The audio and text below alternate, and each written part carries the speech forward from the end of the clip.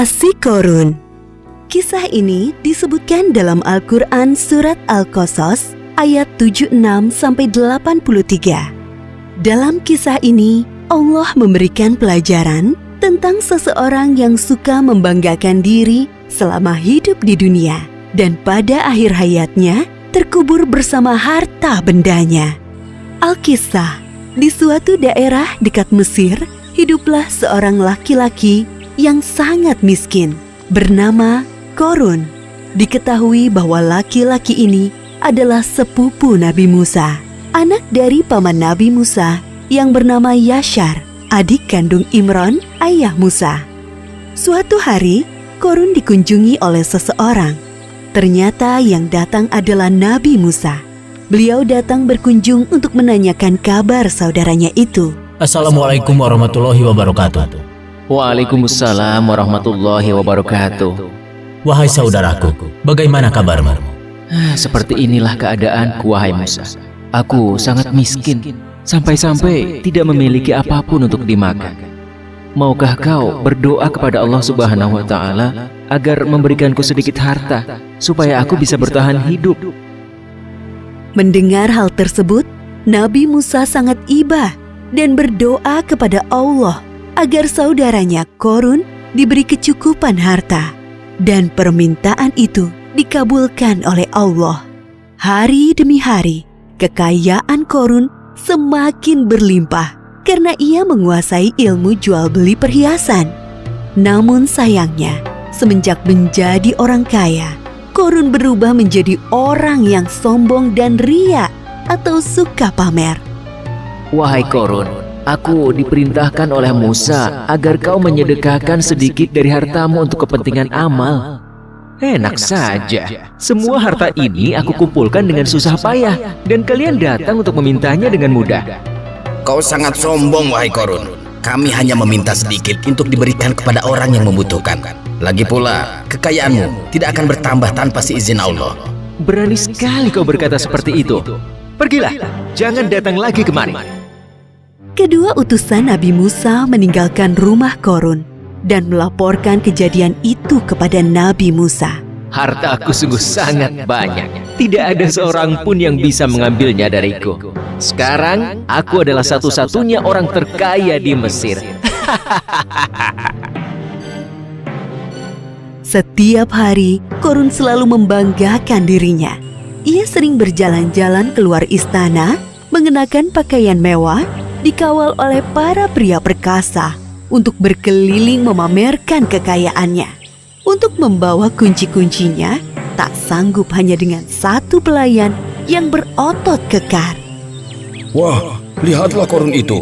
Sekarang ia sangat kaya. Jubah yang dikenakannya berlapiskan emas yang sangat berkilau. Benar, saudara. Tapi sayangnya dia sangat sombong.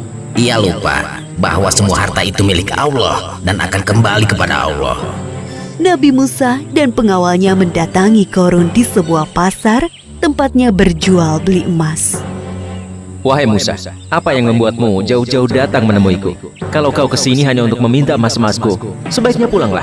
Aku tidak akan memberikannya sepeser pun kepadamu. Wahai Korun, tidak ingatkah masa lalumu? Dulu kau begitu miskin, sampai Allah memberikanmu semua kekayaan ini. Ingatlah, wahai Korun. Itu masa lalu, wahai Musa. Semakin hari hartaku semakin bertambah. Semua itu terjadi karena ilmu dagang yang aku pelajari, bukan karena Allah. Korun tetap bersikukuh, tidak mau menyedekahkan hartanya karena menganggap semua harta yang dimilikinya adalah hasil kerja kerasnya selama ini. Aku akan mengatakan kepada semua orang bahwa Musa akan mengambil seluruh harta yang aku miliki. Aku hanya mengingatkanmu, karena dalam setiap harta yang kita miliki, terdapat 2,5% hak orang miskin di dalamnya.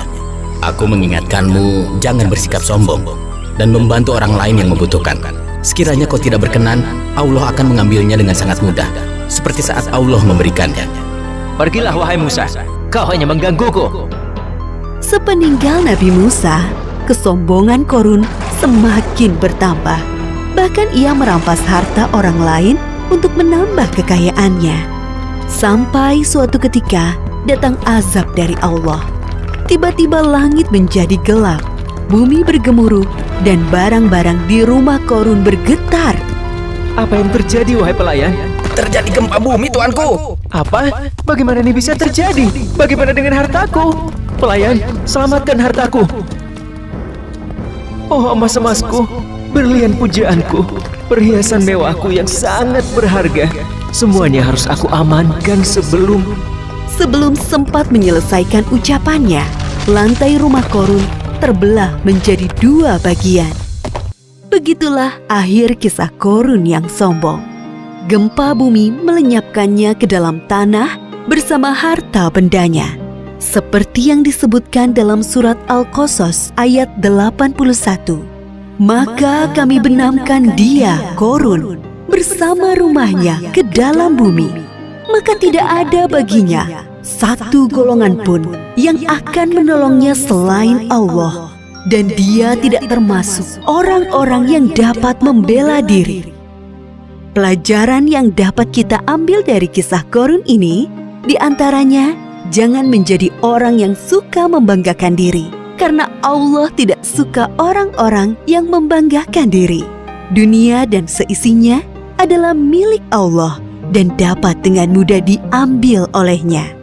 Berbuat baik kepada orang lain selama di dunia, seperti bersedekah, karena amalan baik kita di dunia bisa menjadi penolong kelak di akhirat. Wallahu a'lam bishawab.